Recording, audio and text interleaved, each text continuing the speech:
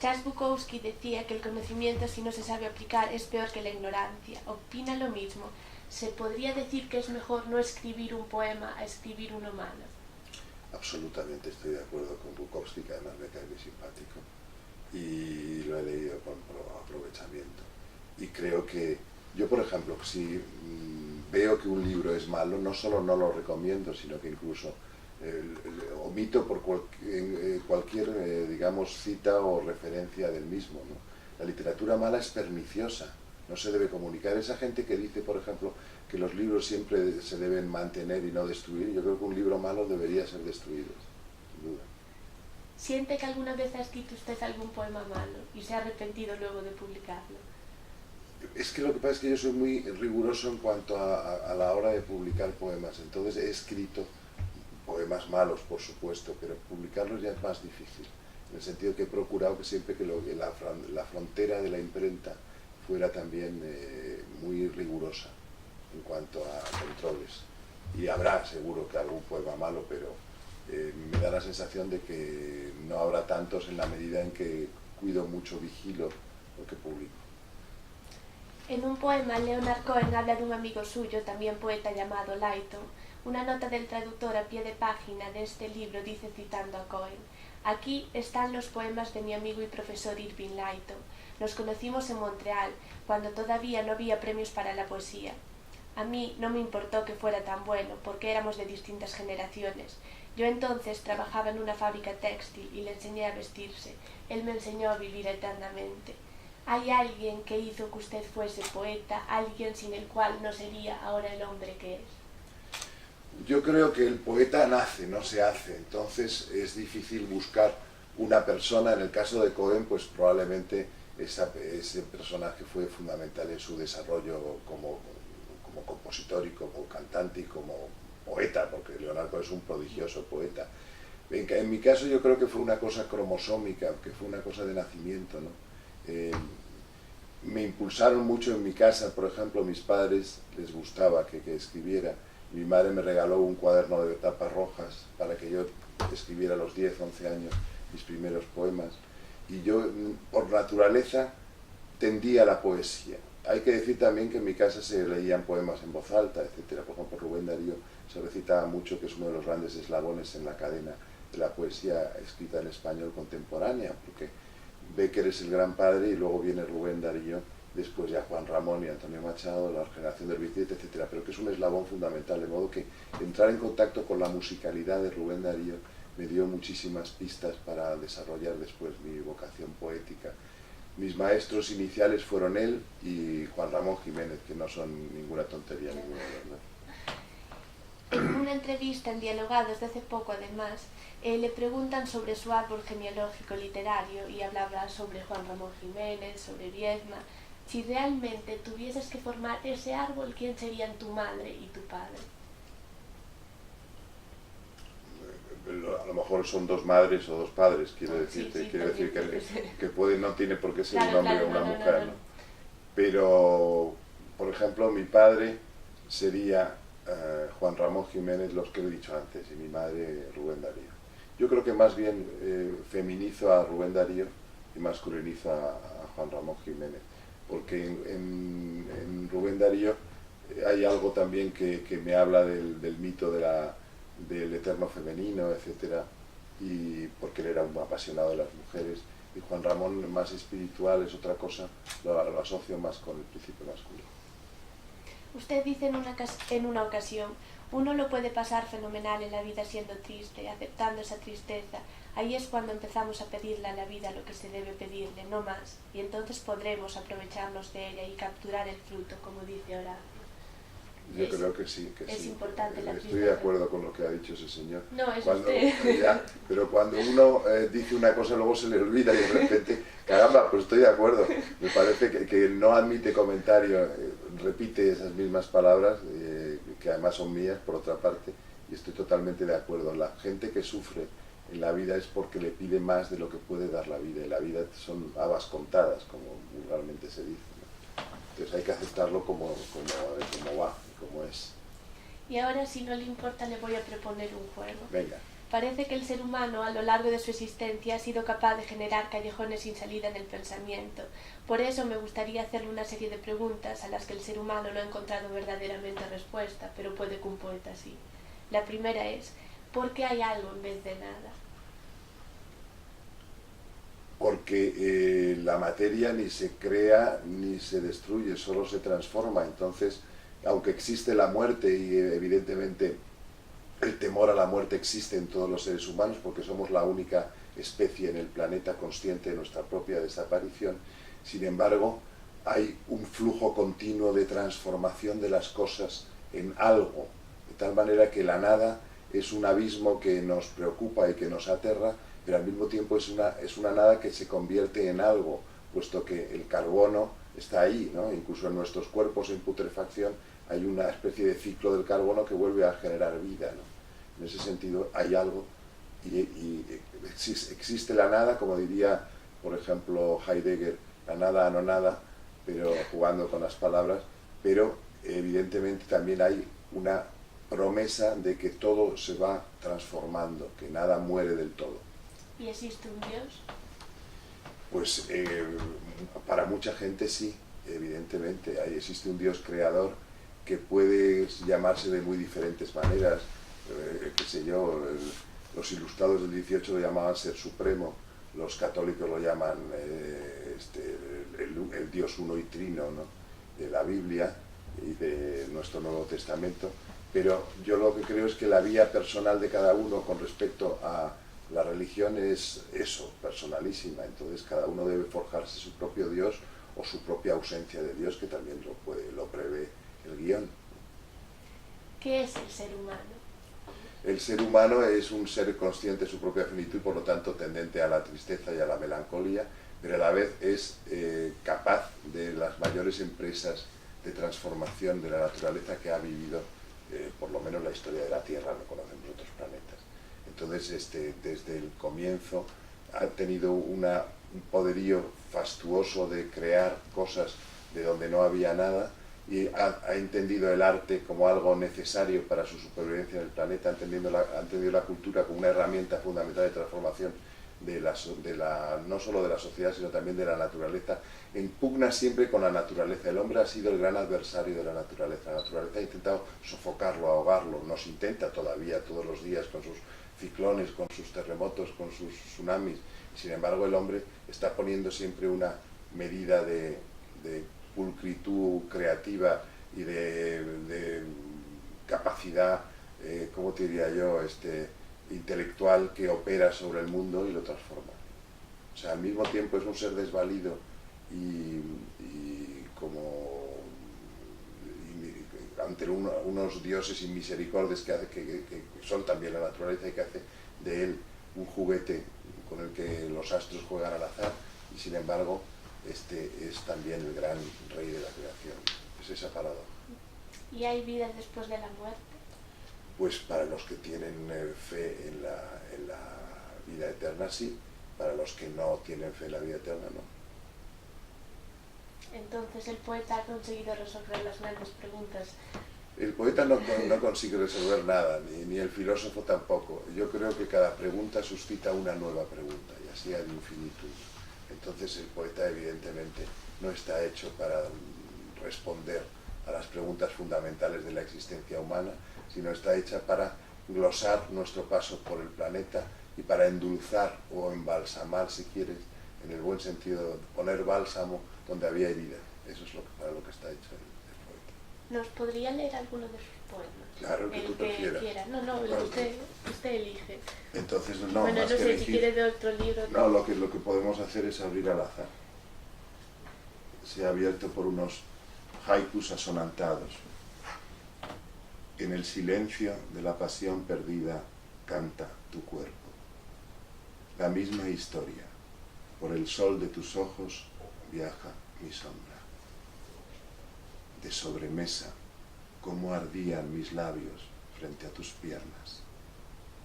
Ya no dibujas en los muros del alba soles y lunas.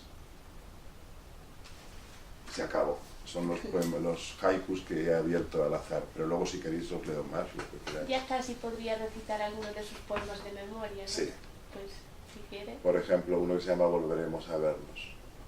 Volveremos a vernos donde siempre es de día y los feos son guapos y eternamente jóvenes, donde los poderosos no abusan de los débiles y cuelgan de los árboles juguetes y tebeos.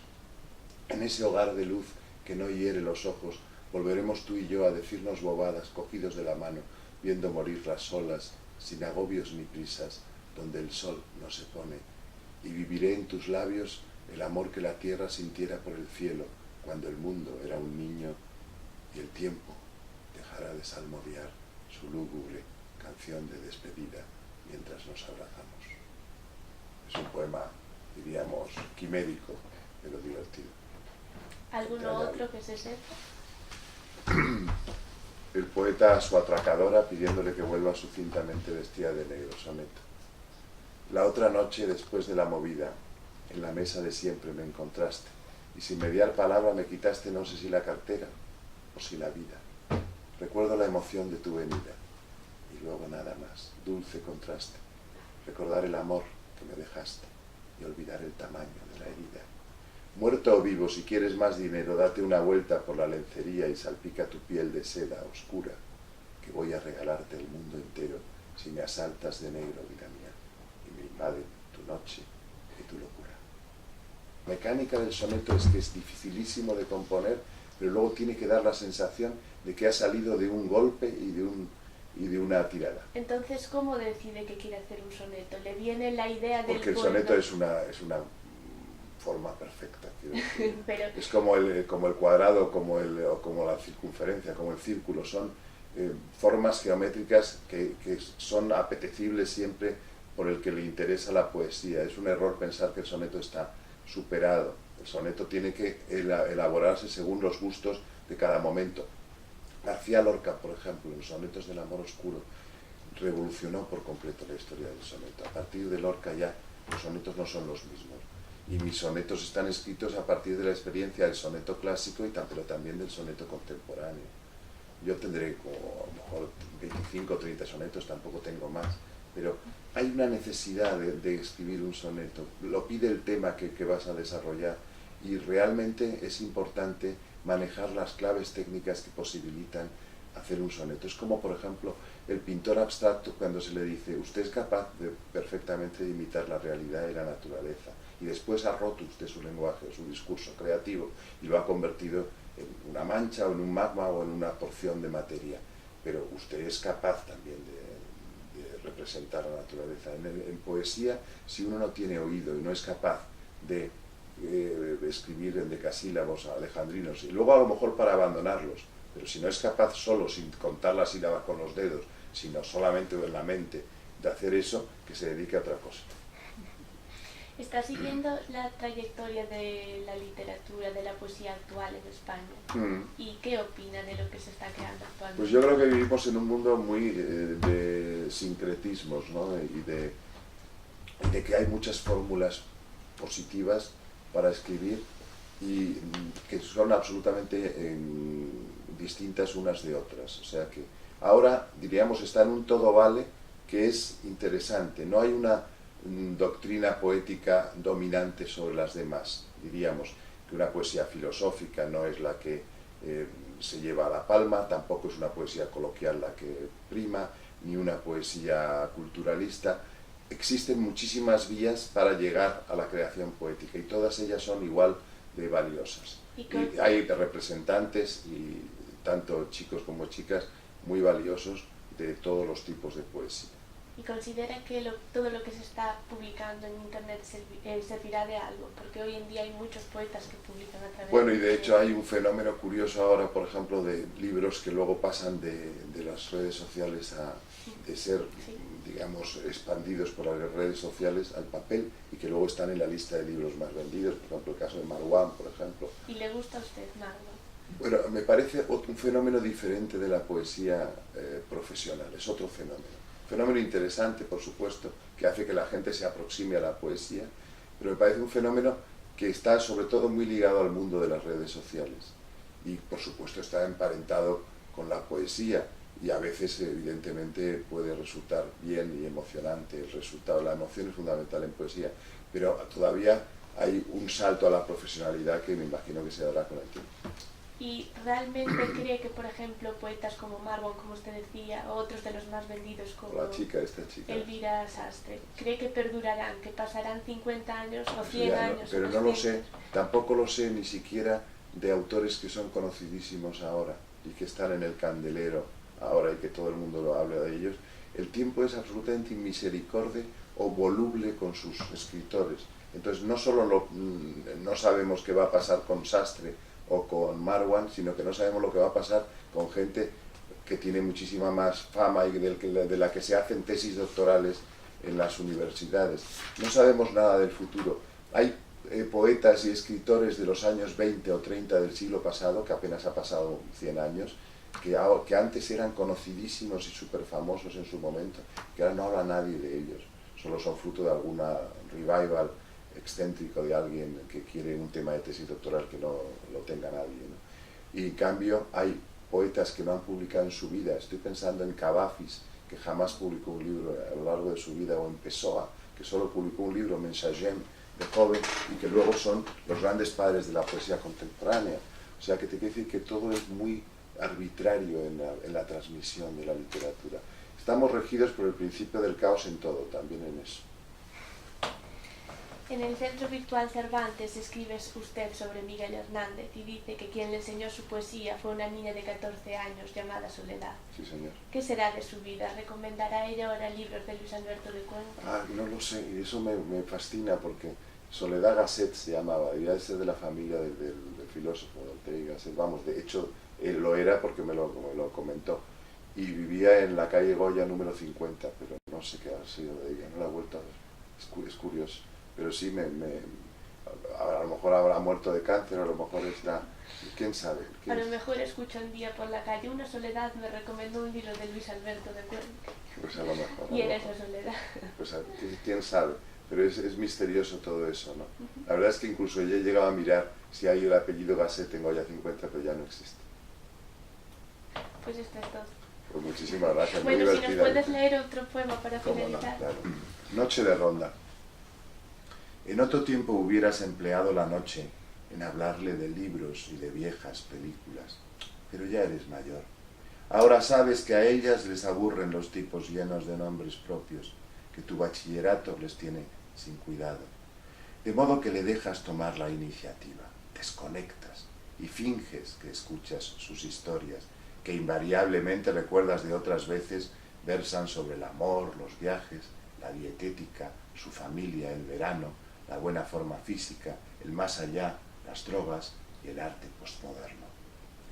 De cuando en cuando asientes, recorriendo sus ojos con los tuyos, rozando levemente sus muslos, y elevas a los cielos una angustiosa súplica para que aquella farsa termine cuanto antes.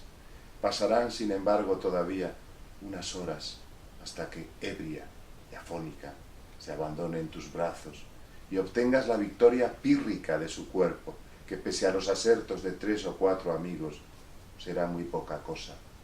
Y cuando esté dormida, saldrás roto a la calle en busca de una taza de café gigantesca, maldiciendo las copas que arruinaron tu hígado en la estúpida noche, y pensando que al cabo merece más la pena no comerse una rosca y hablarles de tus libros, amargarles la vida con Shakespeare y con Griffith, o buscarse una sorda para que nada falte.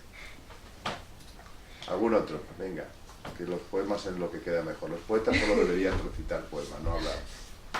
Pero solo decimos tonterías. Bueno, no, hablando también decir. No, pero no, casi todos son tonterías. El otro barrio de Salamanca, ¿quieres que te lea? Vale. Debajo de los parkings hay mundos subterráneos que muy pocos conocen. Los habita una raza de príncipes y reyes, de bardos y de brujos. Subsuelo de las calles de Velázquez y Goya, océanos secretos de aguas centelleantes bajo Lista y Serrano, Jorge Juan y Hermosilla, cúpulas, altas torres de ciudades de plata, palacios encantados, templos de mármol negro debajo de la calle Don Ramón de la Cruz, odaliscas ocultas bajo las tuberías del gas en el asiento de la calle de Ayala. Conozco a una doncella de ese mundo perdido que me envía señales de humo por teléfono. No consigue olvidar la ciencia de mis manos. Y el último que os leo, ya para redondear la faena, La Sirenita, que te ha gustado, ¿no? Sí. Para Alicia, que dejó el mar y se vino a vivir a mi bañera. Con tus 5 guapísimas hermanas y tu abuela y tu padre, eras feliz en el fondo del mar, donde la vida hierve bajo el conjuro silencioso que urde la vara mágica del agua. Pero ser feliz cansa y aún abruma, como cansa y abruma a la familia. De manera que un día decidiste romper con tu pasado y buscar novio entre los hombres de la superficie. Por si eso fuera poco, alguien te dijo que si te enamorabas de un humano serías inmortal, lo que sonaba bien, aunque no acabases de creértelo. El caso es que una bruja te dio piernas y alguna cosa más que ahora me callo, y satisfecha con tu nuevo cuerpo, pusiste rumbo a tierra. Era en agosto, y a nadie le extrañó verte en la playa, desnuda y sonriente, con tus piernas recién inauguradas, vacilantes aún, pero tan largas y perfectas como las de la diosa del amor en el lienzo de Sandro Botticelli. Yo estaba por allí, matando el tiempo, tomando el sol quizá, disimulando el horror que la gente me inspiraba detrás de una expresión dulce y afable, cuando tú aniquilaste mi tristeza con solo aparecer ante mi vista, y supe que la gloria del deseo se instalaba en mi alma para siempre. Y a ti te pasó igual, lo que es más raro, teniendo en cuenta que yo no era príncipe y me sobraban unos cuantos kilos. Y empezó nuestra historia de amor loco, que hoy sigue viva, casi 9 años después, y que mañana estará viva y siempre vivirá, porque está hecha de la misma materia incombustible con que se hacen los mitos y los sueños. Que por cierto este tiene una variante, porque claro, lo de los 9 años ya ha pasado hace tiempo, entonces, y empezó nuestra historia de amor loco, que hoy continúa viva tantos años después, y que mañana estará viva. Ese está muy bien porque ya vale para siempre. Que tantos años después y que mañana estará viva, etc. Pues me alegra que te gusten estos poemas. Muchísimas gracias.